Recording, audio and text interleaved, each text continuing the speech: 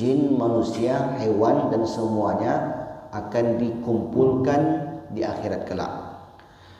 Setelah seluruh makhluk dikumpulkan, maka bersiap-siaplah manusia menuju yang dinamai dengan Yaumul Hisab. Yaum hari, hisab hitung, hari perhitungan. Dengan bahasa lain, hari pemeriksaan, yaitu di mana setiap orang, kecuali ada beberapa orang yang diringankan dan tidak diberlakukan baginya hisab, jumlahnya 70.000 dikali 70.000, yaitu lebih kurang 4,9 miliar manusia yang beriman kepada Allah tidak merasakan hisab. Jumlah itu tampak banyak, 4,9 miliar manusia yang beriman. Tetapi bila dikonversi dengan jumlah umat Islam sejak zaman Nabi Muhammad hingga akhir zaman, maka jumlah itu sangat kecil sekali. Hari ini saja umat Islam hampir 4 miliar, bahkan mungkin lebih saat ini saja. Karena penduduk bumi hari ini lebih kurang 8 miliar, hampir 50% Islam. Jadi kalau dikonversi 4,9 miliar itu yang tidak dihisab, yang tidak dihitung, maka kecil kemungkinan kita masuk ke dalam kelompok tersebut. Berarti kalau kita termasuk kelompok orang-orang yang tidak dihisab, bermakna kita akan dihisab, kita akan diperiksa. Maka pemeriksaan di situ tidak ada yang lolos, la yughadiru shaghiratan wala kabiratan illa ahsaha. Sekecil apapun amal baik yang dilakukan seseorang tidak tertinggal, tidak luput. Dan begitu juga dengan amal keburukan. Setiap kebaikan dan keburukan yang dilakukan seseorang kelak akan diperiksa. Baik Bapak Ibu yang dimuliakan Allah, bulan lalu kita menjelaskan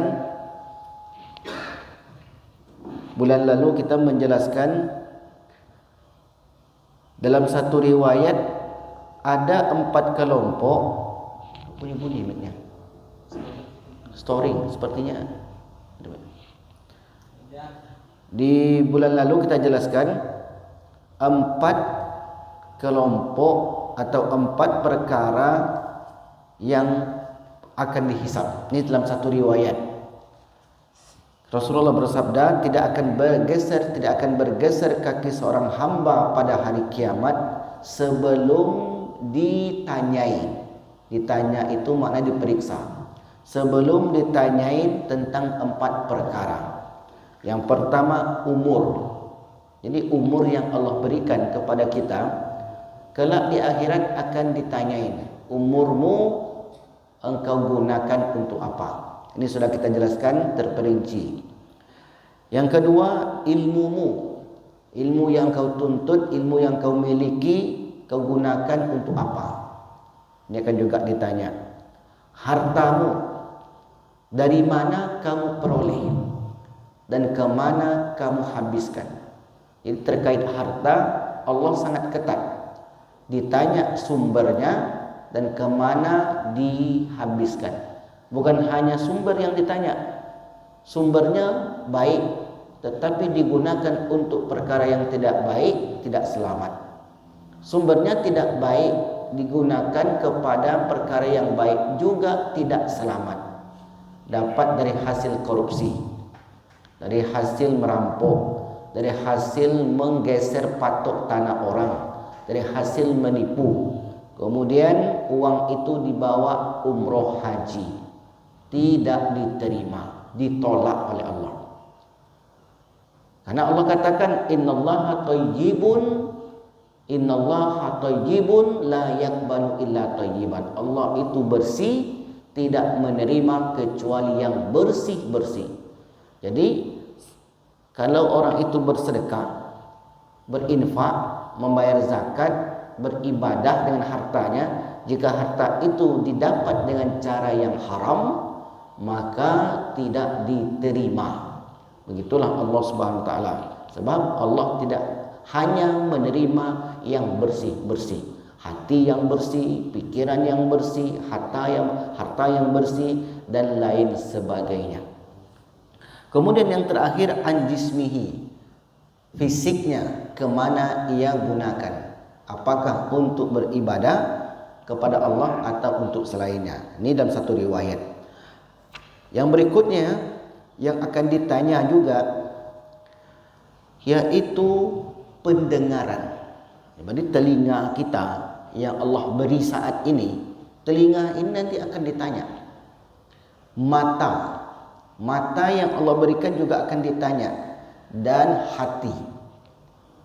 Makanya ketika orang berburuk sangka, bersuuzon, cepat-cepat istighfar, karena hati juga memiliki dosa berburuk sangka atau berhati busuk, tidak suka melihat orang lain. Maka hati yang tak baik itu kelak juga akan dihisab, akan diperiksa.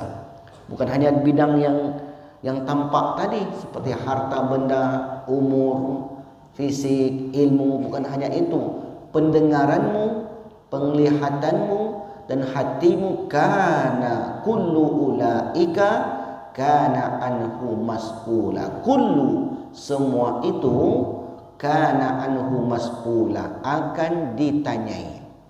Jadi kalau bahasa sederhananya, kata Allah nanti, mata sudah aku berikan.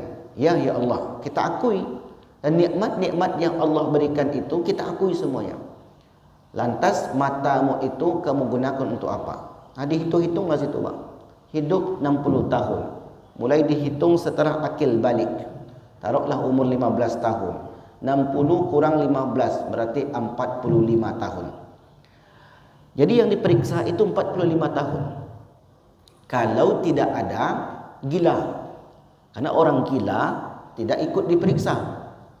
Orang yang tinggal di pedalaman, suku Sakai, Talang Mamak, suku Akit, orang Dayak yang tidak pernah mendengar dakwah juga tidak diperiksa. Kemudian anak kecil sampai akil balik. Nah, 3 kelompok inilah kelak di akhirat tidak mengalami pemeriksaan. Yang satu, orang yang tinggal di pedalaman. Kampung-kampung kita yang tak pernah dengar dakwah, yang tak tahu Islam, tak pernah dengar apa itu solat, apa itu ibadah. Mereka hidup layaknya kita hidup, makan, minum, menikah dan sebagainya, tapi tak tahu aturan. Maka orang ini selamat. Nah, adakah orang itu sehari ini?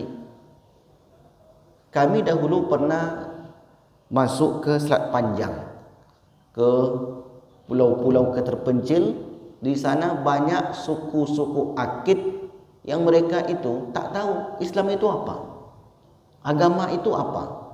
Kehidupan mereka itu, mohon maafnya, seperti ya orang hutan.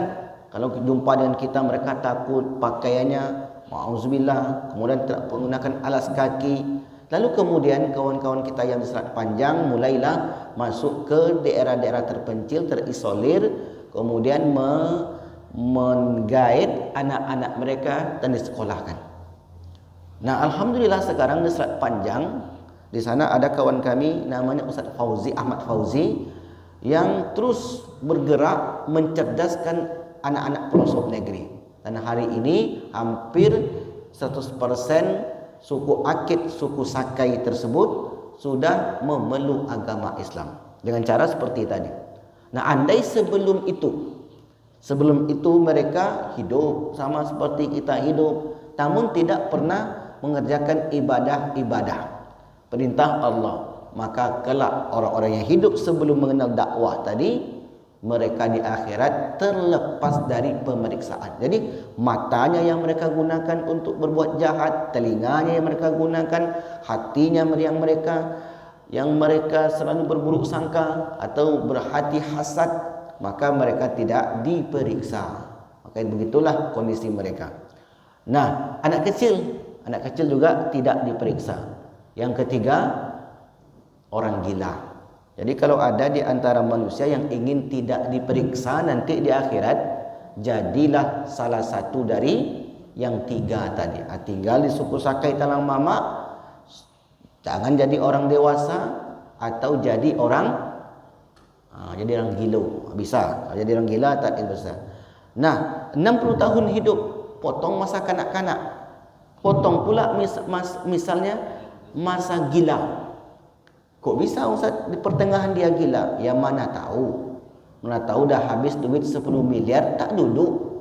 Misalnya stres, masuk rumah sakit, betul-betul gila. Maka masa gilanya itu tidak dihitung sebagai orang yang berdosa kalau ada seperti itu. Tapi kalau dibuat-buat tak bisa. Karena gila itu enggak bisa dibuat-buat. Memang sudah kondisi fisik, kondisi jiwa seperti itu. Maka kalau Allah Subhanahu wa taala katakan wala takfu ma laisa laka bihi ilmun. Janganlah kalian mengikuti sesuatu yang tidak kamu ketahui. Berarti ini berprasangka-prasangka, apalagi sampai perasaan saya tadi orang tuh begini, main perasaan-perasaan, enggak bisa. Hukum itu jelas. Lihat dia mencuri, ria. Tapi kalau sangkaku dekat dengannya, itu belum. Maka kita berprasangka kepada orang itu termasuk dosa. Berprasangka kita, berprasangka buruk misalnya, itu sudah termasuk dosa. Inna ba'da zanni itsmun. Berburuk sangka itu adalah bagian daripada dosa. Dan itu biasanya bisikan syaitan yang ada pada dada kita, dibuatnya kita berburuk sangka kepada saudaranya, buatnya kita memandang orang lain itu rendah, membuat kita was-was dan lain sebagainya. Karena setan itu yuwaswisu fi sudurin nas. Dia terus menghembuskan ke dada manusia sehingga manusia itu sampai lupa, sampai lalai terhadap kewajiban tersebut. Maka di sini Allah sangat tegas, wala takfu. Jangan sekali-kali kalian mengikuti atau mengatakan sesuatu yang kalian tak tahu, tiba-tiba kalian membuat narasi, membuat ucapan-ucapan sehingga kemudian orang terpengaruh dari ucapan itu. Ingat, ucapanmu itu, pendengaranmu, penglihatanmu dan hatimu yang ikut berkata, kullu ulaika kana anhu mas'ula. Semua itu kelak akan ditanyai, akan diperiksa. Maka disitulah Bapak Ibu, kita mesti pandai-pandai dalam menjaga mata, menjaga telinga. Ada kawan sedang menggosip, telinganya mendengarkan. Kalau telinganya ikut di situ, maka kelak di akhirat telinga itu akan ditanyai. Apa yang kau dengar waktu itu? Saya tidak ikut ya Allah. Tapi kamu ada di situ? Ada. Apa diceritakannya? Ya kawan saya waktu itu cerita artis dia ya Allah. Tiap hari dia, setiap kali kami duduk, sebenarnya kami ke situ bukan untuk cerita, tapi untuk ikut arisan. Tapi tahulah kalau sudah jumpa kami sesama kami, banyak cerita yang dibahas dari A sampai Z. Maka tak terkontrol, akhirnya kami pun kebobolan menceritakan semua yang kami tahu. Maka pendengarannya bertanggung jawab, matanya bertanggung jawab, hatinya bertanggung jawab, fikirannya, semua itu kullu ulaika kana anhu mas'ula. Kalau dosa kan bisa dengan taubat, Ustaz. Ya ayyuhalladzina amanu tubu ilallah taubatan nasuha. Taubat nasuha. Kalau dosa mata ada enggak taubatnya? Dosa telinga ada enggak taubatnya? Atau dosa telinga ada enggak cara untuk menggugurkan dosanya? Kan telinga kita berdosa, mata kita berdosa, hati kita berdosa. Kalau hati yang berdosa, cara menghapus dosa itu dengan istighfar. Begitulah caranya. Jadi kalau hatinya yang berburuk sangka, bersegera istighfar. Astagfirullahaladzim. Astagfirullahaladzim. Saya kasih amalan Bapak Ibu, silakan dicatat. Bacalah zikir La ilaha illallah wahdahu la syarikalah, lahul mulku wa lahul hamdu wa huwa ala kulli syai'in qadir. Itu teksnya begitu. Jadi tidak ada tambahan-tambahan. Kalau pakai yuhyi wa yumit Ustaz, kalau itu lain lagi. Ini 4. La ilaha illallah wahdahu la syarikalah, lahul mulku wa lahul hamdu wa huwa ala kulli syai'in qadir. Bisa dihafal ini Bapak Ibu? Insyaallah. Berapa kali kita baca dalam sehari? 100 kali. Tak boleh kurang. Fi yaumin mi'ata marratin. Ini gunanya nanti untuk menghapuskan dosa yang kita sebutkan tadi. Mata berdosa, telinga mendengarkan gosip berdosa, kemudian hati berdosa. Nah, dosa-dosa kecil itu dihapuskan dengan zikir tadi. Jadi, la ilaha illallah wahdahu la syarikalah, lahul mulku wa lahul hamdu wa huwa ala kulli syai'in qadir. Fi yaumin, dalam sehari, mi'ata marratin, 100 kali. Cara membacanya bagaimana? Caranya boleh satu waktu. Satu waktu. Bapak sambil duduk, ibu sambil duduk, bisa. Satu waktu bisa. Boleh juga dibaca waktu yang berbeda-beda. Pagi 20, siang zuhur 20, asar 20, maghrib 20, isya 20. Yang penting jumlahnya 100. Kalau itu yang kita baca Bapak Ibu, 4 yang diberikan Allah. Yang pertama, fadilahnya kanat adalu asrori qabin. Pahalanya sama seperti memerdekakan 10 orang budak. Oke, ini satu pahala. Yang kedua, wa kutibat lahu mi'atu hasanatin. Dituliskan bagi orang itu 100 pahala. Dan 100 pahala hasanah dikali dengan 10. 10 kali 100 berapa? 1000. Berarti hari itu kita sudah berbuat baik 1000. Dari amal ini saja, belum masuk amal-amal yang lain.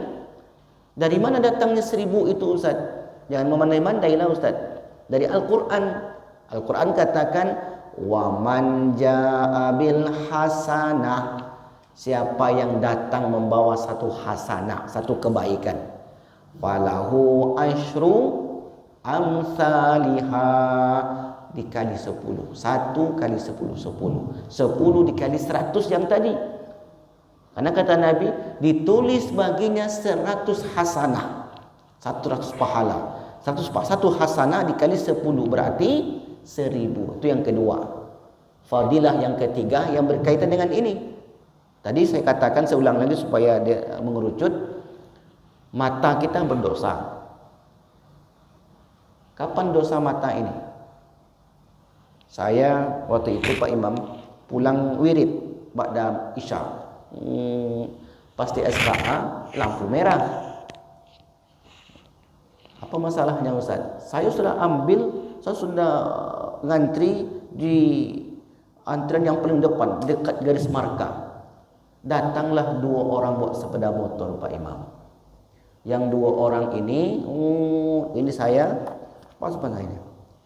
2 orang ini perempuan. Baju dan celananya belum selesai dijahit, sudah diambil. Jadi macam mana Pak Imam? Tengok atau enggak?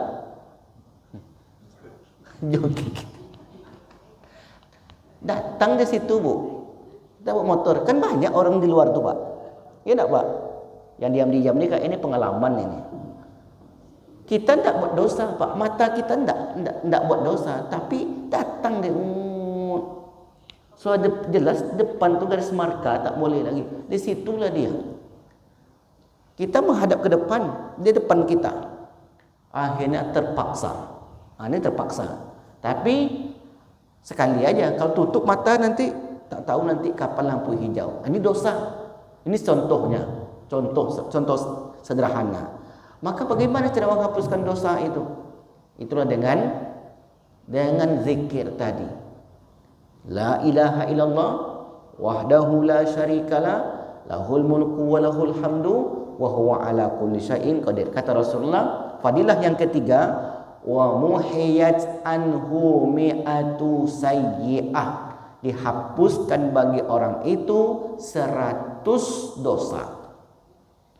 Maksudnya dosa-dosa yang lain, dosa hati tadi, tiba-tiba ngapalah ibu nih, ini contoh nih bu, mengapalah ibu setiap kali ke masjid tidur, ini contohnya nih, kawan-kawannya seuzon setiap kali ke masjid tidur, di rumah tidur, memang capek badannya, kita fair aja, karena kalau sudah berumur itu memang tak bisa ditahan-tahan lagi, mata itu asal terduduk udah tidur lah.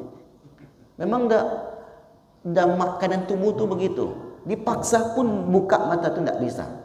Beda waktu umur-umur 40 ke bawah. Atau misalnya setiap kali dan tengok orang jalannya agak lain sikit, agak kuatlah lenggoknya. Kalau bahasa kami bodang lenggok wajah tu. Memang cara berjalannya begitu. Kita terkadang suka mengomentari orang. Akhirnya kalau sampai ucapan kita ke telinga dia tersinggung. Dah dosa pula di situ. Misalnya kalau bapak panjang kali kumis bapak. Apalah salah sikit dipotong. Ini kumisnya aja. Barik lo kumisnya pada hidung lagi katanya. Macam-macam lah komentar orang tu. Di mana Ustaz tengok Ustaz? Di jalan apa namanya? Di depan Living World tu. Jalan apa namanya? Jalan Tambusai itu kan iklannya Grab itu Adam tu kan tebal kumisnya tu. Dan komentar orang kan banyak macam-macam bapak ibu. Kurus kita dikomentari orang, gemuk kita dikomentari orang, cepat datang dikomentari orang, lambat datang komentar orang, buat sepeda motor baru kita dikomentari orang, agak jelek sikit. Saya pulang kampung, bapak ni ke kebun, bawanya sepeda motor yang jelek. Sementara di rumah dia punya sepeda motor yang baru. Dah komentar pula lah masyarakat ni. Apa tu pilih motor yang bagus ada, motor jelek dibawanya. Besok motor baru dibawanya ke kebun tu. Lain pula apa ni, orang ke kebun motor jelek yang dibawa ni motor baru habis. Jadi maju salah. Ini kan dosa. Gimana cara menghapusnya? Dengan yang tadi. Bisa kalau dosa itu bisa dia hapus. Tapi kalau dosa hutang atau tak bisa dah bu. Ibu punya arisan atau harus dibayar tu. Pinjam uang ke orang, kalau itu tak ada nego-menegonya. Tak bisa dengan zikir-zikir tadi. Ini yang kita hapuskan ini dosa mata kita menengok sana. Misalnya nih, kita datang ke rumah orang. Kursinya di kanan, TV-nya di kiri, foto situ. Tiba-tiba kita yang komentar, ini nak cocok di rumah pak ni, kok begini pula susunya ni, nak pas. Setiap yang ditengok itu komentari. Orang tak suka. Mulutnya itu memang tak bisa ditahan. Ada lagi kalau di kampung kami itu mulutnya macam api. Ini ngeri ni. Tak lepas orang semua dikomentarinya. Nah, dosa-dosa yang seperti ini tak mesti dengan bertaubat nasuha tadi. Nah, taubat nasuha itu kalau dia percaya dengan jin, sesajen, atau kalau itu dosa besar, taubatnya taubatan nasuha. Dosa besar itu enggak banyak, tapi kalau dosa kecil banyak makan kawan ni komentar pula, canggung apa katanya. Sikit makannya komentar juga, apalah bapak nak suka kayak makanan saya. Itu begitulah manusia.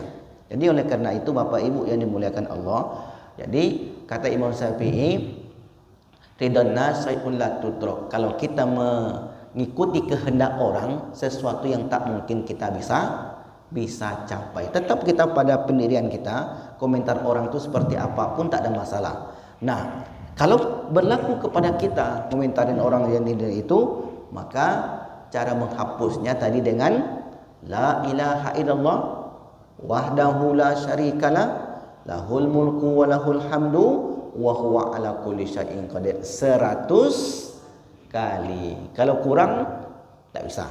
Dia mesti 100, kalau lebih boleh. Kenapa begitu Ustaz? Ustaz tetapkan pula Nabi yang mengatakan demikian, bukan saya. Nabi menyebutkan angka 100. Jadi kalau ada orang yang bilang ini Ustaz ini bid'ah nih, sebut-sebut 100, bukan bid'ah. Dia yang tak tahu, makanya ikut ngaji. Ini enggak, belum lagi selesai salam imam tu dah pulang dia. Sampai di luar macam-macam dia sebutnya. Ya karena enggak mengerti tadi. Oleh karena itu disitulah pentingnya kita menuntut ilmu. Nah, yang keempat, fadilah yang keempat, wa kanat lahu hirzan minasyayatin hatta yumsiya. Dijaga dari tipu daya gangguan setan sampai malam. Artinya kalau dia baca pagi sampai malam, kalau dia baca malam sampai pagi. Tipuan daya setan atau gangguan setan ini ada di sekarang nih Ustaz. Ya ada. Saya ada jemaah Bapak Ibu. Cerita ke saya. Orang ini pegawai negeri, bagian lapangan. Sampailah suatu hari tiba-tiba lumpuh Pak Imam. Bisa ada lumpuh. Bawa rumah sakit, general check up, cek secara menyeluruh, tak ada sakit, tidak terdeteksi, dibawa ke rumah sakit awal boros.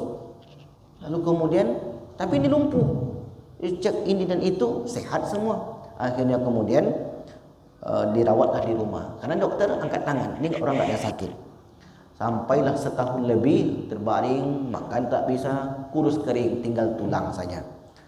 Teringatlah oleh keluarga itu, coba kalau kita ruqyah.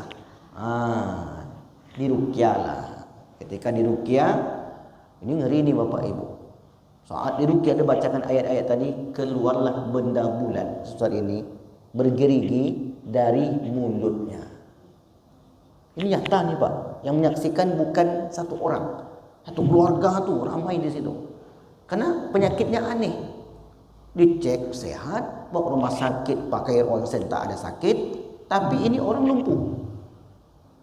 Akhirnya setelah ruqyah keluar dari sini. Begitu dibakar, tak hidup api itu Pak.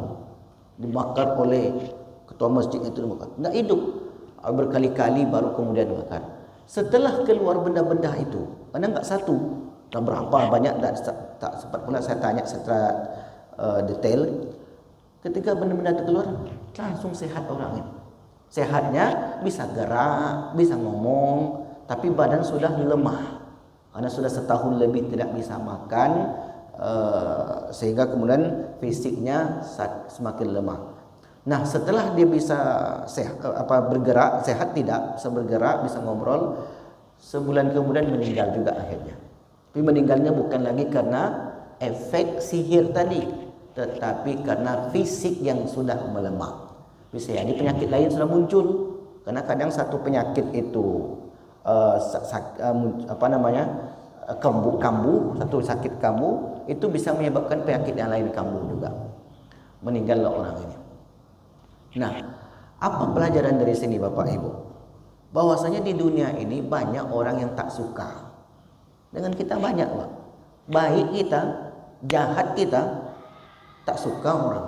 Baik kita, ada juga tak suka. Oleh karenanya tak susah pula kita untuk mengatakan kamu jangan tak suka dengan saya. Tak bisa kita katakan begitu. Maka oleh karenanya kita sendirilah yang menjaga diri kita tadi. Itu disebut dengan benteng diri. Dengan melakukan amalan-amalan tadi. Itulah penjaganya. Ajarkan zikir ini ke anak kita, ke cucu ibu yang belajar jauh sana. Nggak tahu kita keadaan mereka di sana, mungkin tekanan di lapangan berat.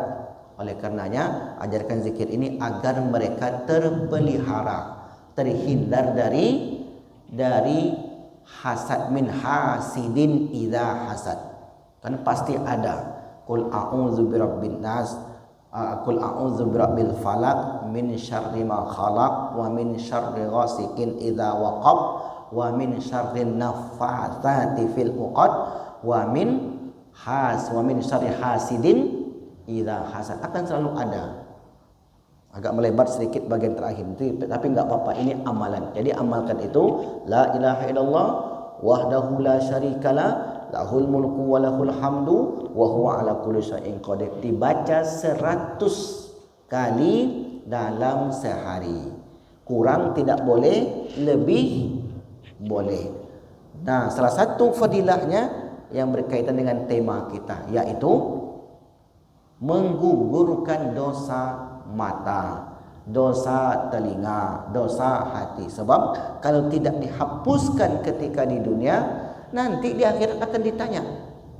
Kalau di akhirat ditanya sementara kita belum lunaskan di dunia, ya kata Rasulullah, man nukisha hisabuhu, siapa yang ditegakkan hisabnya, yahlik, maka dia akan binasa.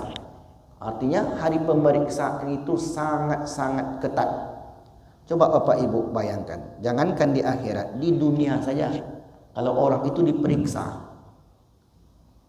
si A diperiksa, bukan dia saja diperiksa, supirnya diperiksa, ART-nya diperiksa, rekening anaknya diperiksa, rekening istrinya diperiksa, rumah keluarganya diperiksa. Tengoklah orang-orang yang disidang itu, waktu kasus Sambo itu semua diperiksa. Itu baru pemeriksaan dunia, begitu detailnya. Lantas bagaimana pemeriksaan di akhirat? Maka setelah ini tema kita di episode bulan yang akan datang, setiap orang nanti akan dihadirkan saksi, waji'a bin nabiyyin wasyuhada. Maka kelak akan didatangkan kepada manusia itu para nabi dan para saksi-saksi. Itulah hari pemeriksaan tadi. Waja'at kullu nafsin ma'aha sa'ikun wa syahid. Setiap orang, berarti setiap kita, ketika itu dihadirkan kepada kita bersamaan dengan sa'ik yang menggelandang. Digelandang macam orang-orang yang berpakaian oranye itu. Bagaimana mereka digelandang.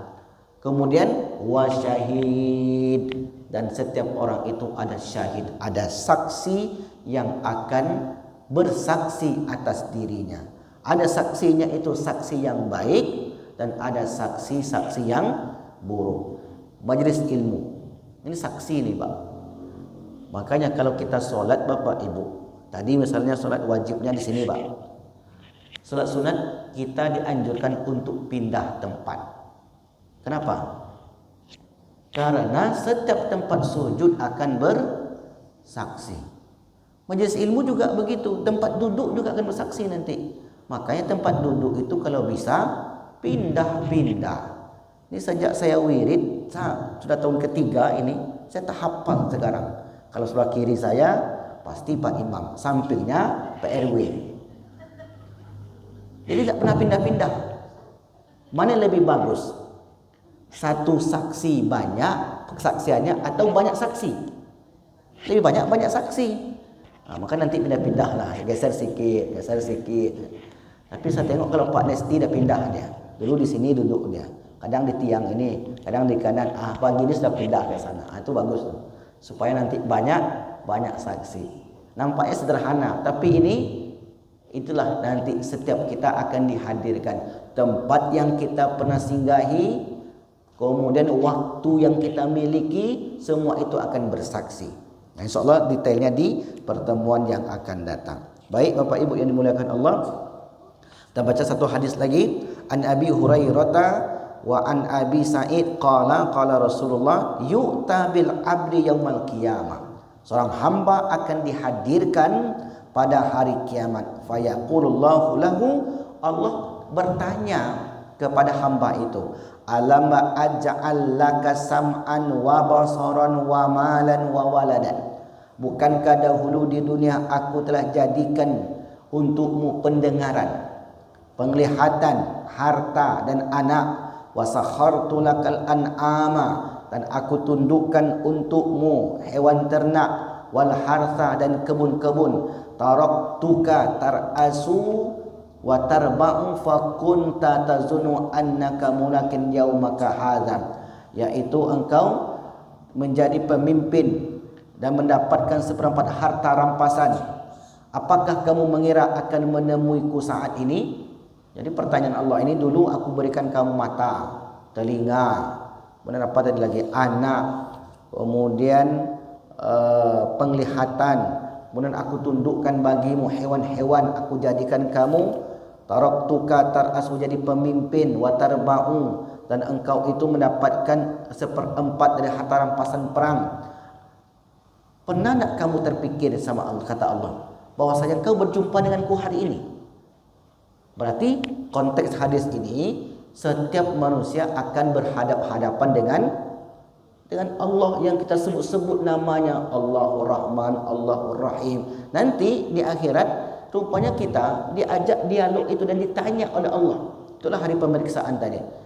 Jadi pernah tak kamu mengira bahwasanya hari ini kau bertemu denganku? Fayaqul la, maka orang yang tadi tidak menggunakan nikmat Allah itu menjawab, saya tak pernah menyangka ada pertemuan. Makanya di akhirat itu ada namanya hari yaumat talaq. Yaum, hari, talak bukan talak pakai ko, itu tolak, ini talak. Yaumat talaq. Yaumat talaq itu artinya bertemunya manusia, bertemunya dengan Allah, bertemunya dengan malaikat.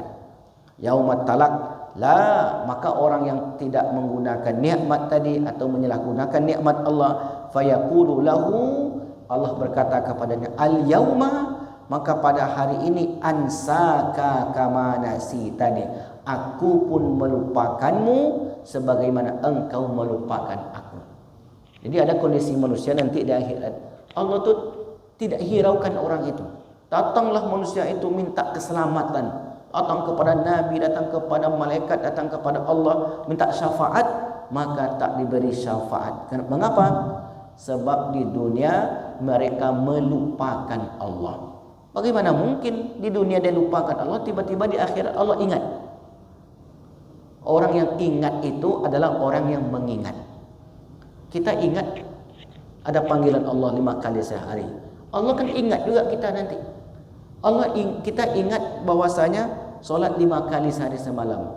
Kita ingat perintah Allah berupa puasa di bulan Ramadan. Kita ingat membayar zakat haji. Maka kelak Allah akan mengingat kita. Allah mengingat kita itu maksudnya memberi pertolongan. Sama kayak gini Bapak Ibu. Kalau kita sering jumpa orang Pak Imam, Pak Jamaah ini, sering kita mengingat dia. Ketika kita susah, setidaknya dia pasti ingat kita. Itu manusia saja begitu. Ketika kita susah, kita pasti ingat dia. Apalagi kalau dia membantu kita, kita bantu sedikit-sedikit. Suatu saat kita dalam keadaan susah, dia pasti ingat. Jadi tolong atau tidak, itu tergantung manusianya. Kadang-kadang manusia ada juga yang tidak menolong. Artinya apa? Manusia itu juga ingat dengan orang lain ketika dia ditolong. Apalagi Allah Subhanahu wa taala. Kita datangi rumahnya, maka sebut ini rumah Allah. Sering kita berkunjung ke rumah kawan kita. Insya Allah kawan kita itu ingat dengan kita. Tapi tak pernah kita berkunjung ke rumah kawan kita itu. Sampai-sampai ketika ada masalah baru datang. Pasti ngomong kawan tuh, selama ini kemana aja ente? Saya susah, tak ada ente ingat. Saya kehidupan sulit, mana kamu? Sekarang tiba-tiba kamu datang. Begitulah respon manusia. Allah juga begitu. Selama ini kemana kamu? 60-70 tahun hidup, tak pernah kau datangi rumahku, kata Allah. Tak pernah kau ikuti perintah-perintahku. Lalu sekarang kamu tiba-tiba datang meminta pertolongan. Maka disitulah orang tersebut tidak diberi pertolongan, tidak mendapatkan kemudahan saat hari yaumil hisab, hari pemeriksaan. Baik Bapak Ibu yang dimuliakan Allah Subhanahu wa taala. Ada pertanyaan? Kalau tidak ada, selanjutkan materi berikutnya. Masih ada waktu ya Pak? Masih ada. Baik. Yang berikutnya, kita masih menceritakan tentang perkara-perkara yang akan diperiksa, akan dihisab. Coba kita sebutkan lagi. Yang pertama ilmu, yang kedua umur, yang ketiga harta, yang keempat fisik, yang kelima telinga, yang keenam mata, yang ketujuh hati. Ini setuju akan diperiksa. Kalau tidak ada pertanyaan, saya lanjutkan lagi. Oke, baik. Ada Pak Imam. Jadi imam nanti ditanya juga. Makanya kalau tak jadi imam dia kena nanti. Kalau jadi Pak RT tetap lebih banyak lagi pertanyaannya. Kamu berapa tahun jadi RT? 5 tahun. Terpilih lagi. Maka 2 periode lah dia. Habislah nanti kena tanya tuh. Jadi ustaz juga apa? Jadi ustaz ni jangan kira tak ditanya. Ilmumu itu digunakan untuk apa? Untuk menipu orang atau untuk mengajak orang ke jalan yang baik? Karena hari ini banyak juga ya ustaz yang menipu. Ini mohon maaf saja ini. Banyak Pak. Makanya Imam Ghazali itu menyebut ulama ulama jahat. Makanya pilihlah yang betul-betul keilmuan dan amalnya sejalan. Pebisnis umroh Pak, banyak menipu orang. Maka carilah yang benar-benar jujur. Dia sering ke masjid, kemudian dia amanah lah. Kalau dia amanah, maka kalau bapak ibu ada rezeki, maka berangkatlah. Kayak Ustaz Tio ini sering berangkat umroh ini.